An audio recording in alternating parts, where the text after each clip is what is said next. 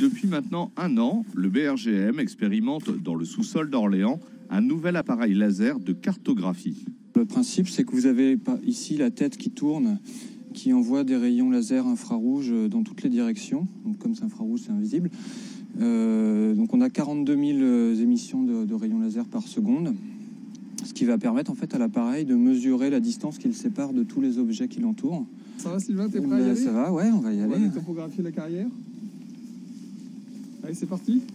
Depuis l'Antiquité, l'homme a exploité le calcaire de Beauce, laissant aujourd'hui de nombreuses cavités dans le sous-sol.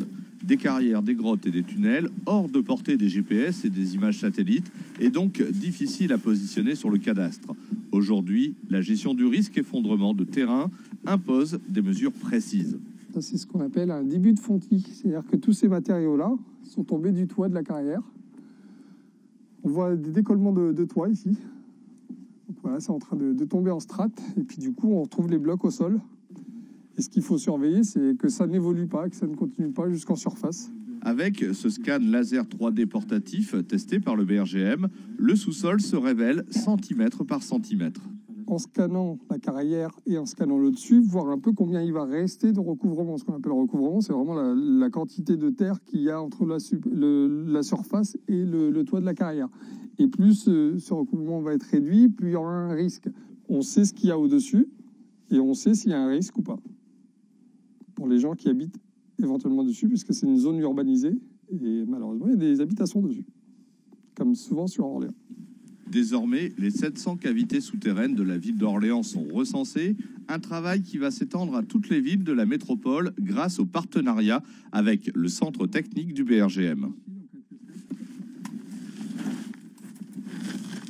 C'est une zone pas franchement stable. Il y a pas mal de blocs au sol. Bon, d'ailleurs, on voit que ça a été conforté avec le pilier béton. C'est en loin? Bah écoute, là je vois, ça va au moins sur 5-6 mètres. Ça a l'air de faire le tour. On a un pilier tourné, là, ça a l'air de faire le tour. Il y a des fissurations, il y a des chutes de blocs. Et c'est un peu fracturé, ouais, il y a pas mal de blocs au sol. Bon, je sais pas de quand ça date, mais à mon avis, c'est une zone à surveiller, ouais, d'autant plus qu'on voit qu'il y a un peu d'écoulement d'eau. Les millions de mesures du laser sont traitées avec la puissance de l'informatique. En quelques instants, les 2700 mètres de la carrière sont cartographiés. Là, on avait un plan topographié, plutôt en superficie, mais qui ne dit pas forcément où se trouvent les zones à risque. Là, on va être capable de situer avec ce scan 3D vraiment les zones, voire les maisons qui sont situées au-dessus des zones à risque et combien il reste de recouvrement.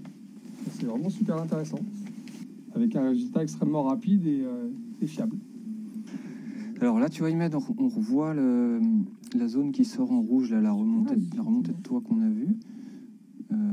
Donc ça se voit très bien dans le nuage de points. Et on peut regarder à quelle profondeur on se trouve par rapport à la surface du sol. Alors là, bon, tu vois, il reste encore 7 mètres de recouvrement. Il va falloir surveiller cette zone. C'est vraiment flagrant avec ce scan 3D. Là. C'est des résultats qu'on n'avait pas avant. Un savoir-faire et un outil expérimenté dans le sous-sol d'Orléans qui va étendre sa pratique à la métropole et bientôt à toute la